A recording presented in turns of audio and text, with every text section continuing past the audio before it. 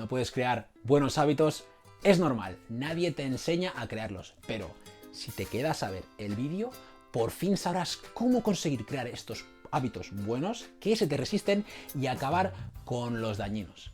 Daniel, investigador de psicología social, y yo, Jorge, dietista especialista en enfermedades autoinmunes, ambos te contamos cómo conseguirlo. ¡Vamos a por ello! Con la quinta parte, que la va a hacer Daniel, que se le dan mucho mejor estos temas que a mí, que es el tema de la psicología. Así que me voy a quitar esto. Pues lo que pretendíamos con esta última parte es traer un poco de la información que hay sobre la psicología de los hábitos, que también tiene mucha evidencia detrás, y es una de esas partes que no se suele tratar tanto. Seguro que, por ejemplo, habéis estado escuchando últimamente que se va a empezar a recetar en las consultas médicas el ejercicio, ¿verdad? Es como, vale, ¿por qué ha tardado tanto? Habrá muchos problemas de ese tipo, pero la psicología de los hábitos es algo que envuelve toda esta información que nos ha estado dando Jorge, que envuelve toda la información teórica que os ha... Por aquí, vale. Que envuelve toda esta información que nos puede hacer la vida más fácil como pacientes, pero que no está tan presente. Entonces nosotros queríamos traeros un poquito de esto también. Entonces, para empezar, os quería definir como una definición muy estándar sobre qué es un hábito, y es que es un comportamiento repetido, es un comportamiento automático. Automático es un término que en psicología es bastante complicado, pero no es relevante realmente a la hora de aplicar toda esta información de qué forma es automático. Y muy importante, es un comportamiento aprendido. Es relevante saber que los hábitos son comportamientos aprendidos porque se suele pensar, igual que lo he aprendido, lo puedo desaprender. Y eso tiene cierta verdad, ¿vale?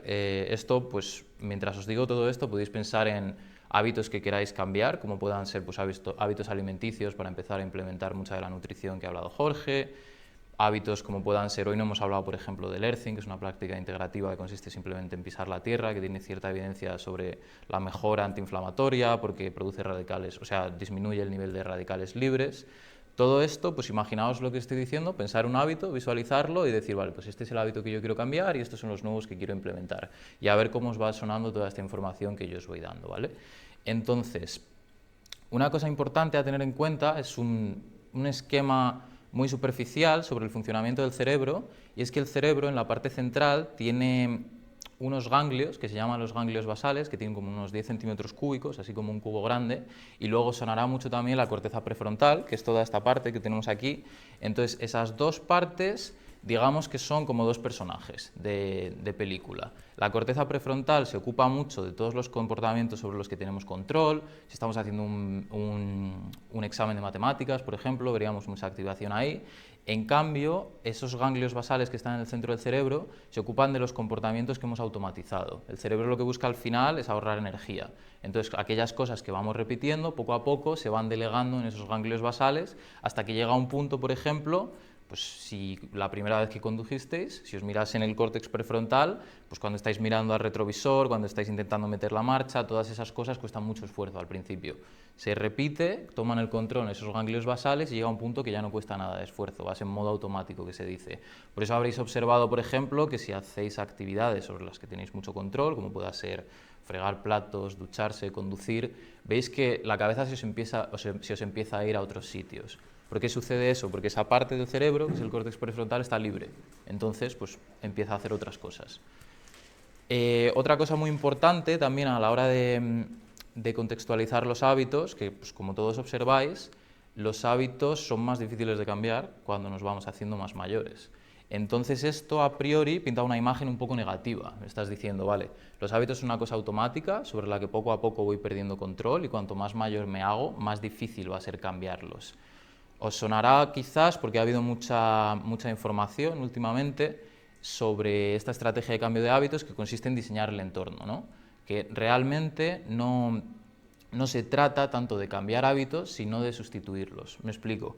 Los hábitos, como pueda ser fumar, que sería un comportamiento más adictivo, como pueda ser pues, comer cierta comida basura, que también puede llegar a ser un comportamiento adictivo, no suceden en un vacío, suceden en un contexto en el que hay señales que desencadenan ese comportamiento.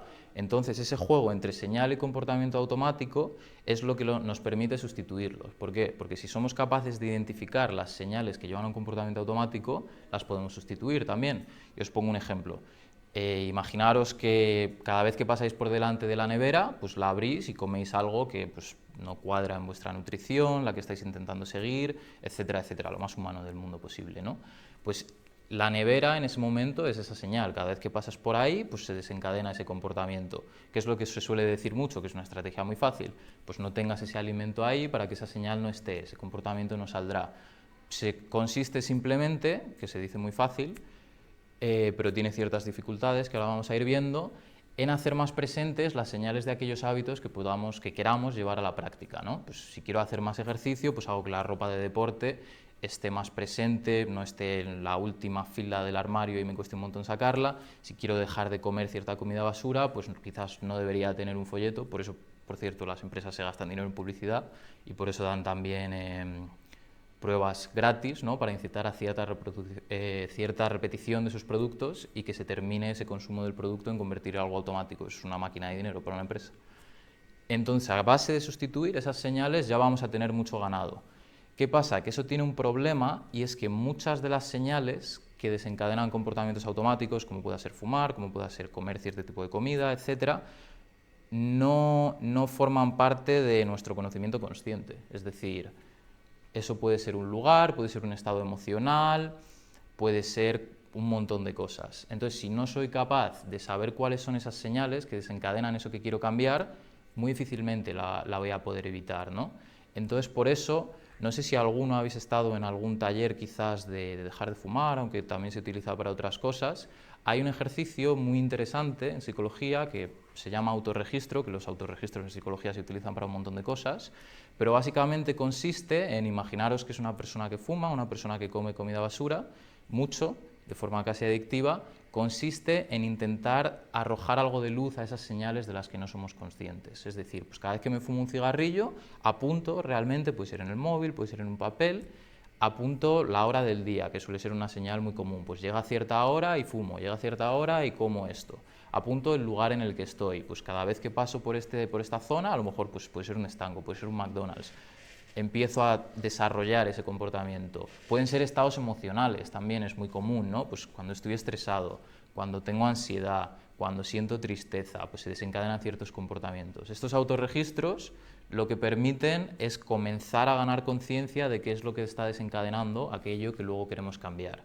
Entonces, si hacemos estas dos cosas, diseñar el entorno y empezar a ganar conciencia, ya vamos a tener mucho ganado. Además de todo eso, hay otro problema, que es que hay algunas señales que no vamos a poder evitar. Imaginemos otra vez en el ejemplo de fumar o comer comida basura, que tenemos un estanco al lado que estamos intentando dejar de fumar y tenemos un estanco al lado del sitio donde vivimos, el sitio donde trabajamos. O tenemos, por ejemplo, pues un McDonald's al lado del sitio donde vivimos o trabajamos.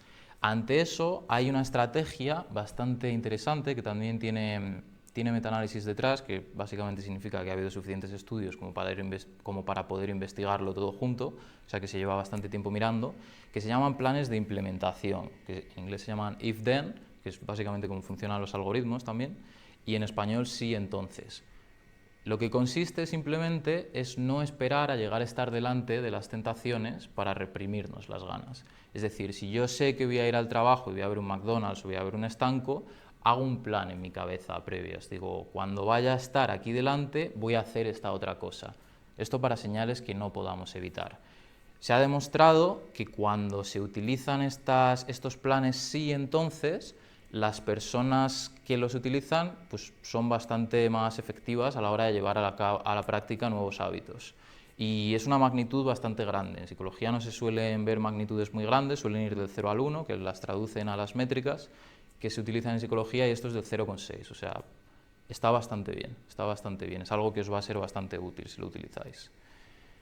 Y lo último que quería tratar de la psicología de los hábitos, que es un mundo muy profundo, pero es que también importa mucho la forma, no solo los objetivos que nos propongamos, como por ejemplo, pues el objetivo primordial, si tienes una enfermedad autoinmune, es estar bien, estar saludable. No solo importa de los objetivos que nos proponemos, sino cómo los formulamos, cómo nos los formulamos a nosotros mismos. Entonces se ha visto que las personas que los formulan de forma positiva, como voy a conseguir algo, en este caso sería voy a conseguir estar sano, tienen muchas más probabilidades de conseguir ese objetivo que las personas que lo formulan en términos de evitar algo, evitar algún mal. quiero evitar síntomas, quiero no tener esto, quiero que no me pase eso otro. Estos dos tipos de formulaciones, la positiva es mucho más efectiva, la otra suele ser un poco más temblorosa, por así decir. Y lo último que os quería tratar es que también importa mucho la percepción que tengáis vosotros de ese objetivo.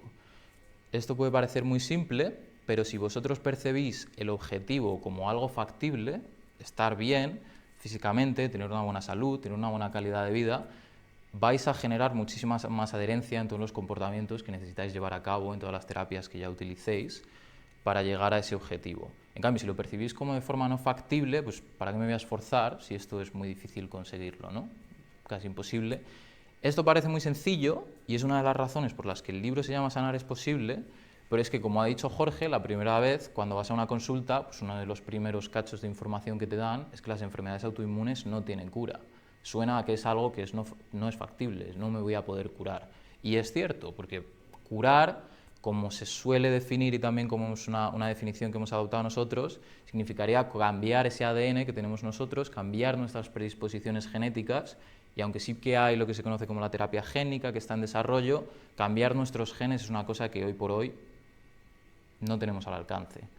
Pero lo que sí que podemos conseguir, que esto hace referencia a lo que ha mencionado Jorge al principio de la presentación sobre la epigenética, es que esos genes nos expresen de cierta forma. ¿Y en qué se traduce eso? En revertir síntomas o en prevenir que futuros síntomas no aparezcan, que eso es lo que nosotros definimos como sanar. Entonces, si vosotros tenéis en la mente que sanar realmente es posible, el caso clínico que ha citado Jorge Mateo, de Mateo reduciendo los niveles de metales y revirtiendo síntomas.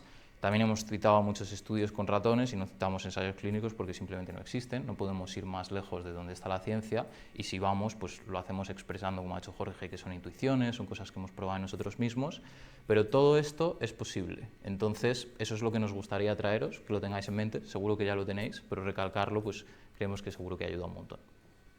Si te ha gustado este vídeo, decirte que es parte de otro más largo, donde, además de lo que has visto, aprenderás sobre nutrición detoxificante y cómo esta baja síntomas, ayunos y sus efectos sanadores para la autoinmunidad y salud, los distintos tipos de ejercicio y cómo hacerlos, los mejores suplementos, cómo conseguir cambiar de hábitos, y además descubrirás respuestas a las preguntas más comprometidas, como cuál es el origen de la esclerosis múltiple y de las autoinmunidades en general, o cuánto vive una persona con esclerosis múltiple. Te veo allí, ¡vamos!